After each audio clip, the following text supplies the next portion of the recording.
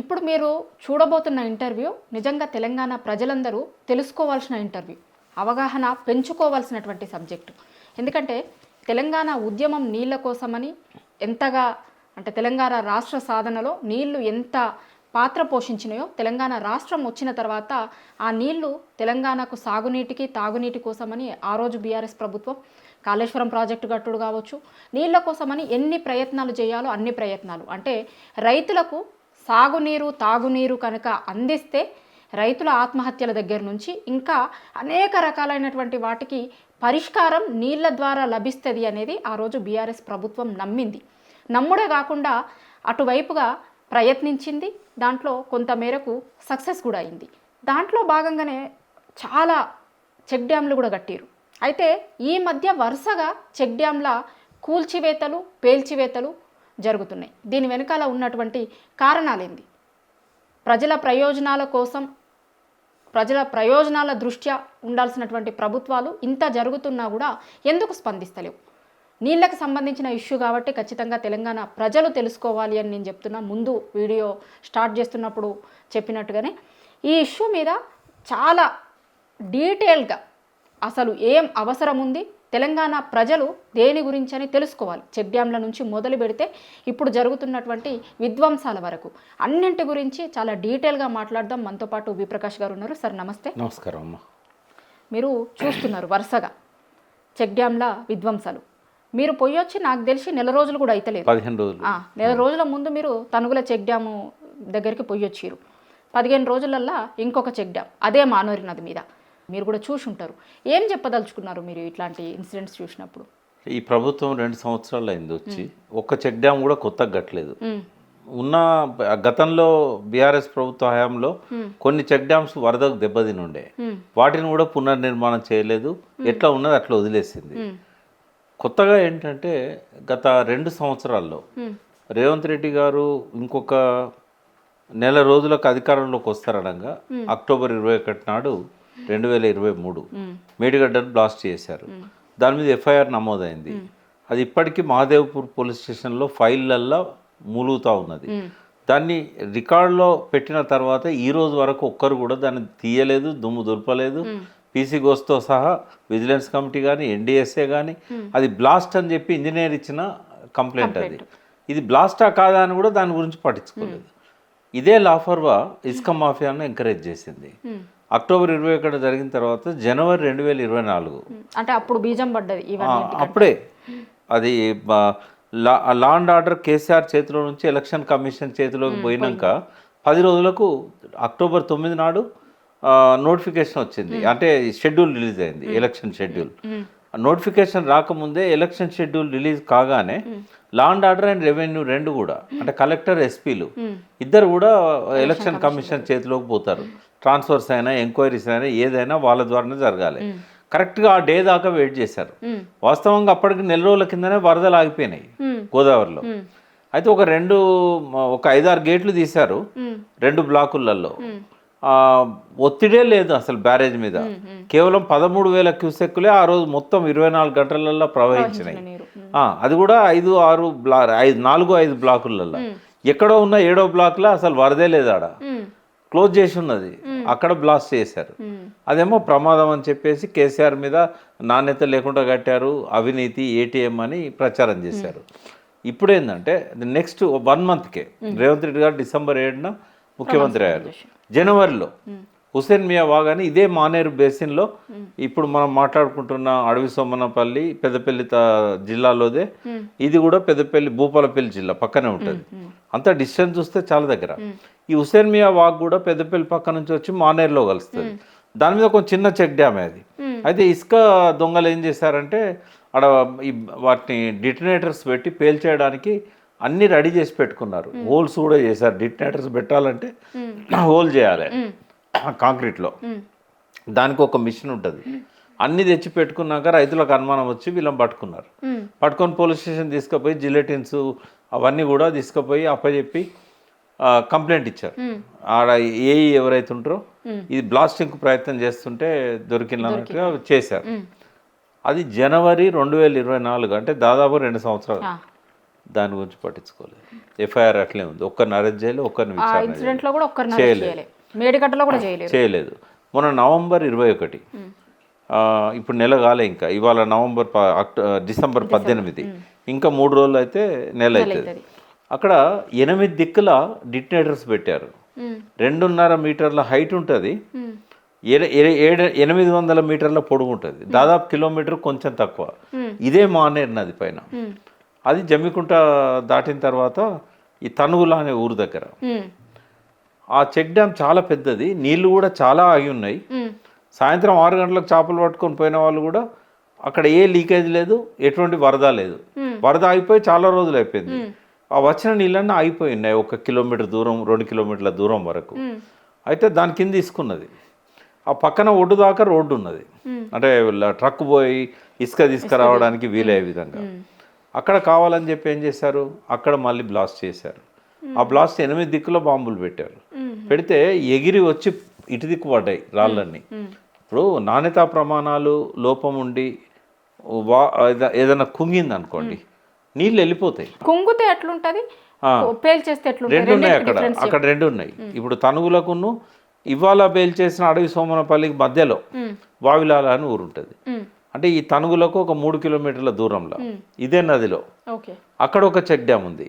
ఆ check dam ఏమైందంటే 2023లో construction అయిన తర్వాత రాఘవ కన్స్ట్రక్షన్స్, ఈ తనుగులది కానీ పొంగులేటి గారిది, పొంగులేటి శ్రీనివాసరెడ్డి రెవెన్యూ మినిస్టర్, వాళ్ళ కుటుంబ సభ్యుల పేరు మీద రాఘవ కన్స్ట్రక్షన్ నది 62 కోట్లతోని 3 చెక్ డ్యాములు కట్టిండు. 3 చెక్ డ్యామ్ల పరిస్థితి ఏంటంటే, ఒకటేమో మంచిగా ఉంది, నీళ్ళు ఆగి ఉన్నాయి ఇప్పుడు పోయినా కూడా. రెండవదేమో బ్లాస్ట్ చేశారు. మూడవదేమో నాణ్యత ప్రమాణాల లోపం వల్ల వరద వచ్చినప్పుడు కుంగింది. ఈ 3 దొరుకుతాయి మీ కాడ. ఈ 3 కూడా అంత ఒక 4-5 కిలోమీటర్ల పరిధిలోనే ఉన్నాయి. ఎగ్జాంపుల్ మనకి చూపెట్టడానికి.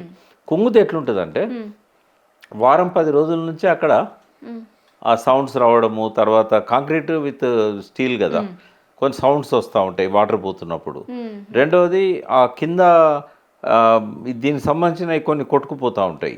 ఒక 2-3 నెలల ముందు నుంచే వాటర్ సీపేజ్ అవుతుంది, వాటర్ నిల్వ ఉండదు. కింద చేపలు కూడా కొట్టుకుపోతూ ఉంటాయి, ఇసుక పోతూ ఉంటుంది. ఓ రోజు దాన్ని కనుక వెంటనే రిపేర్ చేయకపోతే వరద ఆపి అది ఏమైందంటే కుంగుతుంది. బాగా వరద వచ్చినప్పుడు కుంగుతుంది. అది అక్కడ జరిగింది. ఇక్కడేమో రాత్రి 6 గంటల దాకా చేపలు పట్టే వాళ్ళు ఉన్నారు, పెద్ద పెద్ద చేపలనే ఆడ. అయితే ఆ బ్లాస్ట్కి ఏమైందంటే చేపలన్నీ కూడా చచ్చిపోయి నీళ్ళ మీద తేలినాయి. నీళ్లు కిందికి పోయినాయి కాబట్టి అక్కడక్కడ గుంతలు ఉంటాయి కదా, ఆ గుంతలలో తేలినాయి. మేము పోయినప్పుడు కూడా చేపలు దొరికినాయి, ఒక్కొక్కటి అరచేయి కంటే పెద్దగా ఉంది, 1/2 kg అట్లుంటాయి. మంచి కాస్ట్లీ చేపలు అవి. అయితే ఎందుకు చనిపోయినాయి అంటే ఆ సౌండ్కు అవి చచ్చిపోతాయి. చేపలు పట్టే వాళ్ళు కూడా ఏం చేస్తారు తెలుసా, చిన్న ఎక్కువ ప్రమాదకరమైనవి కాకుండా సౌండ్స్ వచ్చేటి ఆ బత్తీలు అంటారు, అందులో పెడితే అది ఒక్కసారి సౌండ్ రాగానే చుట్టూ ఉన్న చేపలన్నీ చచ్చిపోయి పైకి తేలుతాయి నీళ్ళల్లో. అయితే వాళ్ళకి తెలుసు అది. అయితే ఇప్పుడు బ్లాస్ట్ కాకుండా అది నాణ్యతా ప్రమాణాల వల్ల కిందికి కుంగింది అనుకోండి, అప్పుడు ఏమైతాయి అంటే శిథిలాలు ముందు కొట్టుకుపోతాయి వరదకు, నీళ్ళన్నీ ఒక్కసారి వెళ్ళిపోతాయి కాబట్టి కదా. అయితే ఇప్పుడు చాలా ఎత్తుకు ఎగిరి పైకి పడ్డాయి, నీళ్ళలో పడ్డాయి. నీళ్ళలో పడ్డాయి అంటేనే బ్లాస్ట్ కదా, ఇంకా వేరే దానికి ఉదాహరణ ఎక్కర్లేదు. తర్వాత కుంగుతో ఒక దగ్గర కుంగుతుంది, ఒక 120 మీటర్లు 90 మీటర్లు కుంగది. అయితే అక్కడ వాళ్ళు నా ఫ్రెండ్స్ ఉన్నారు, వాళ్ళని అడిగితే ఏమన్నారంటే, ఇది ఖచ్చితంగా బ్లాస్టే సార్, సౌండ్ వచ్చింది, తర్వాత ఎగిరి ఇటు పడ్డాయి, నీళ్ళల్లో పడ్డాయి శిథిలాలన్నీ. మీరు అక్కడ తనువుల్లో మీరు చెప్పింది మేము విన్నాము, సేమ్ ఇక్కడ కూడా అట్లనే జరిగింది అని చెప్పారు. తర్వాత ఫస్ట్ ఇన్ఫర్మేషన్ ఊరోళ్ళు అక్కడున్న ఇరిగేషన్ ఇంజనీర్కు ఫోన్ చేశారు, AWE అంటారు. ఆయన ఏంటంటే అసిస్టెంట్ ఎగ్జిక్యూటివ్ ఇంజనీర్. ఆయనకు ఫోన్ చేస్తే ఆయన ఇమీడియట్గా వచ్చి అది చూసిండు. చీకట్లా కనబడలేదు, పొద్దున చూసిండు. పొద్దున చూస్తే ఏమన్నది, మొత్తం 120 మీటర్ల పొడుగు బ్లాస్ట్ చేశారు. అక్కడనేమో 90 మీటర్లు బ్లాస్ట్ చేశారు. అంటే దానికంటే కూడా ఇది ఇంకా ఎక్కువ ప్రమాదం. అది 90 మీటర్లే బ్లాస్ట్ అయింది, ఇది 120 మీటర్లు బ్లాస్ట్ అయింది. అక్కడ ఇట్లా ఎదురొచ్చి పడ్డాయి, ఇక్కడ కూడా ఎదురొచ్చి పడ్డాయి. సింపుల్గా చెప్తున్నాడు ఆయన. చూడగానే ఇది విధ్వంసం అని అర్థమైంది, ఎందుకంటే పైకి ఇట్లా వచ్చి పడ్డాయి అవి. కాబట్టి నేను మంత్రి పోలీస్ స్టేషన్లో కంప్లైంట్ ఇచ్చిన అని చెప్పాడు ఆయన. అంటే ఈ అన్ని దిక్కులో కూడా హుస్సేన్ మియా కావచ్చు, మేడిగడ్డ కావచ్చు, తనుగుల కావచ్చు, ఇప్పుడు ఇది కావచ్చు అడవి సోమనపల్లి. ఇది ఎక్కడ తెలుసా? కొయ్యూరు ఎన్కౌంటర్ జరిగింది కదా, ఆ మానేరుకి ఇటుపక్క కొయ్యూరు, అటుపక్క అడవి సోమనపల్లి. తర్వాత శ్రీధర్బాబు మినిస్టర్ ఊరుందా, 3 కిలోమీటర్లు ఆడికి, 3-4 కిలోమీటర్లే ధన్వాడ, చాలా దగ్గర. అయితే కేవలం ఇసుక కోసమే జరిగింది ఇది, ఇంకా వేరే ప్రయోజనమే లేదాడ. తర్వాత వరద వచ్చినప్పుడు గట్టిగా నిలబడ్డది అది. ఊరోళ్ళు ఏమంటుండ్రు తెలుసా, అసలు ఇంత పెద్ద పెద్ద వరదలు వచ్చినాయి సార్, దీని మీద ఇంత ఎత్తుమికెళ్ళి పోయినాయి, దాని మీదకి వెళ్ళి ఏం కాలేదు, ఇప్పుడు వరదే లేదు, నీళ్ళు ఆగి ఉన్నాయి, ఒక చుక్క నీరు కూడా వరద అలాగా పోవట్లేదు, వర్షాలు లేవు కదా చాలా రోజుల నుంచి, ఉన్న నీళ్ళు చాలా వరకు భూమిలోకి ఇంకిపోయినాయి, ఆ చెక్ డ్యామ్ లెవెల్లో నీళ్ళు ఆగి ఉన్నాయి. ఇది కేవలం దాని కింద పెద్ద పెద్ద ఇసుక మేట్లు వేసి ఉన్నాయి, చెక్ డ్యామ్ కట్టగానే ఇసుక అంతా వచ్చి అక్కడ అవుతుంది కదా, ఆ ఇసుక కోసం చేశారు ఇది అని చెప్పేసి. అక్కడ దాకా ఏంటంటే రోడ్ కనెక్టివిటీ ఉంది.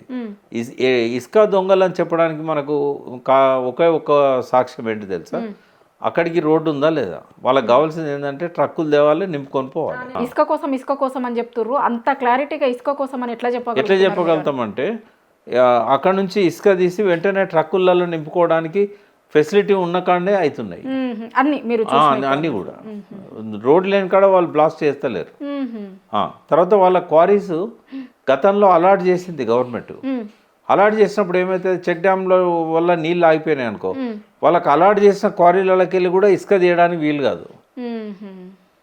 ఇప్పుడు మేడిగడ్డ పైన ఇసుక క్వారీ ఉంది, కింద ఇసుక క్వారీ ఉంది. మేడిగడ్డ బ్యారేజ్ దగ్గర నీళ్ళు లేకపోతేనే కదా వాళ్ళు తీసుకుపోయేది. ఇప్పుడు ఈ చెక్ డ్యామ్లు ఎందుకు కట్టాడు కేసీఆర్, పనిపాట్లేక కట్టాడా? ఇంకోటి కూడా చెప్తాం మీకు, తెలంగాణ బతికే చెక్ డ్యామ్ల కోసం. ఎందుకు తెలుసా, తెలంగాణలో 28 లక్షల పంప్ సెట్లు ఉన్నాయి. ఈ పంప్ సెట్లు వేడి మీద పెట్టారు, బోర్ల మీద. బోర్లకు నీళ్ళు ఎట్లా రావాలమ్మా? భూగర్భ జలాలు, గ్రౌండ్ వాటర్ పెరిగితేనే కదా బోర్లలో నీళ్ళు వచ్చేది. 2013-14 నాటికి 10-12 లక్షల బోర్లు అన్నీ ఎండిపోయినాయి. మీకు ఆ కథ తెలుసు, బోర్ల రామరెడ్డి.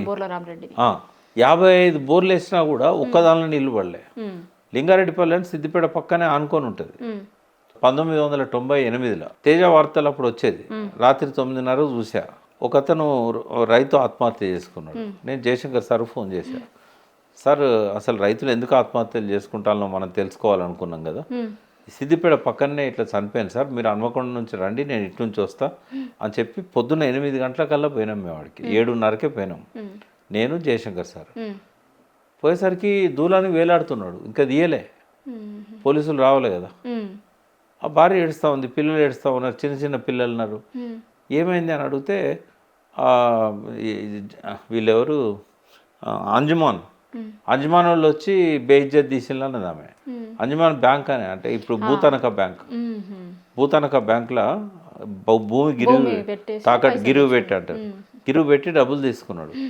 ఎందుకు తీసుకున్నాడు మరి అంటే, 35 బోర్లు వేసిండు, ఒక్కదానిలో నీళ్ళు పడలేదు అన్న. 35 బోర్లు అయితే ఒక్క పాయింట్లో నీళ్ళు పడలేదు. లాస్ట్కి ఒక్క దానిలో పడ్డాయి, హాఫ్ ఇంచ్ పడ్డాయి కదా అని ఒక హాఫ్ ఎకర్లోనే పొలం పెట్టిండు. పెడితే పొట్ట చేతికి వచ్చే టైంకి ఆ బోర్ ఎండిపోయింది. మళ్ళీ పంట కోసం, విత్తనాల కోసం, వాటి కోసం మళ్ళీ అప్పులు చేసిండు, కూళ్ళ కోసం. ఇక ఏం బతకలేము, మనం వ్యవసాయం చేయలేము, నాకు వేరే తోవ కనబడతలేదు అని రాత్రి అన్నం తినేటప్పుడు బాధపడ్డాడు. ఏం కాదు, ఎట్లయితే గట్లే అవుతుంది అని చెప్పి అన్నము. అయినా కూడా మేము అందరం నిద్రపోయినాక దూలానికి కూరబెట్టుకున్నాడు అని చెప్పి. ఎందుకు చచ్చిపోయినాము వాళ్ళంతా? 55 బోర్లు రామరెడ్డి ఎందుకు వేసిండు, లింగారెడ్డిపల్లి ఆయన ఎందుకు 35 బోర్లు వేసిండు అంటే గ్రౌండ్ వాటర్ లేక. తెలంగాణ బతికే గ్రౌండ్ వాటర్, ఎందుకంటే ఇక్కడ ప్రాజెక్టులు కట్టలేదు, పాత ప్రాజెక్టులను కాపాడలేదు, చెరువులు ధ్వంసం అయితే అంటే చూసుకుంటూ కూర్చున్నారు. ఒక్క చెరువులో పూటిగా తీయలేదు. చెరువులో పూటిగా తీస్తే భూగర్భ జలాలు పెరుగుతాయి, ఎందుకంటే వరుసగా సీపేజ్ అయ్యి భూమిలోకి నీళ్ళు ఇంకి వస్తాయి. ఇక పైనుంచి ఏం చేసిండ్రు, వాగులన్నా వర్షం పడ్డప్పుడు నీళ్ళు వస్తే ఆ వాగుల ఇసుక తడిసి ఇసుక నుంచి భూమిలోకి నీళ్ళు పోతాయి. మొత్తం ఇసుకనంతా హైదరాబాద్ నగరంకు, తెలంగాణ దరిద్రమో తెలంగాణ అదృష్టమో, హైదరాబాద్ చుట్టూ తెలంగాణ ఉంది. హైదరాబాద్లో కట్టే ఈ బంగ్లాల కోసం దాదాపు 60 లక్షల 50 లక్షల బిల్డింగ్స్ ఉన్నాయి హైదరాబాద్లో, ఆ చిన్న పెద్ద అన్ని కలిపి. వీటికి కావాల్సిన ఇసుక కోసం తెలంగాణ వాగులన్నీ నాశనం చేశారు. ఏ వాగులో కూడా కష్కతో కూడా తోడి తీసినట్టు తీశారు. ఏ వాగులు ఇసుక లేదు. 2 నష్టాలు దానివల్ల. వాగులలో నీళ్ళు ఆగితే భూగర్భ జలాలు పెరుగుతాయి. ఉమ్, వాగులల్లో ఇసుక ఉంటే వాటర్ స్లోగా పోతుంది, ఉమ్, పోయేటప్పుడు ఇంకిపోతుంది. ఉమ్. ఓ 4 రోజులు వాగు పారింది అనుకో భూగర్భ జలాలు రీఛార్జ్ అవుతాయి. ఓకే. వాగులల్లో ఇసుక తోడేసిండ్లు, ఒక్క చెక్ డ్యామ్ కూడా కట్టలేదు. ఉమ్, కనీసం వాగులలో ఇసుక లేకపోయినా చెక్ డ్యామ్ కడితే కొంత నీళ్ళు నిల్వ ఉండి భూగర్భ జలాలు రీఛార్జ్ అవుతాయి. ఉమ్, ఉమ్. ఏది చేయలేదు. గలగల గోదావరి తరలిపోతుండాలి, బిరబిరా కృష్ణమ్మ పరుగులు ఎడుతుండాలి, రాజమండ్రి విజయవాడలో బంగారు పంటలు పండాలి, వాళ్ళ ఇళ్ళల్లో మురిపాలు, వాళ్ళ ముంగిట్ల మన ముంగిట్ల శవాలు వలసలు. ఇది తెలంగాణ దరిద్రం.